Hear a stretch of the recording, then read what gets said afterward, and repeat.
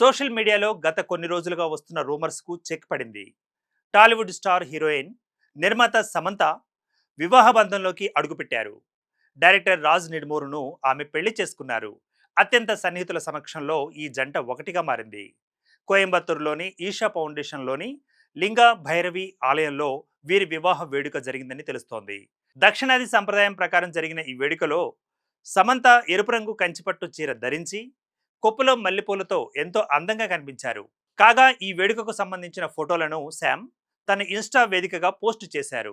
ప్రస్తుతం ఈ pics social మీడియాలో వైరల్గా మారాయి. ఏమాయ చేసావే మూవీతో తెలుగులో ఎంట్రీ ఇచ్చిన సమంత ప్రేక్షకుల మదిలో తనదైన ముద్ర వేసుకున్నారు. తరువాత స్టార్ హీరోలతో కలిసి నటించారు. అలా చేస్తున్న టైంలోనే శ్యామ్ అక్కినేని నాగచైతన్యను ప్రేమ పెళ్లి చేసుకున్నారు.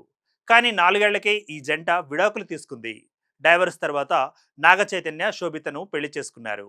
ఇకపోతే ఫ్యామిలీ మ్యాన్ 2 సిరీస్ చేస్తున్న టైంలో డైరెక్టర్ రాజ్ శ్యామ్ మధ్య పరిచయం ఏర్పడినట్లుగా తెలుస్తోంది.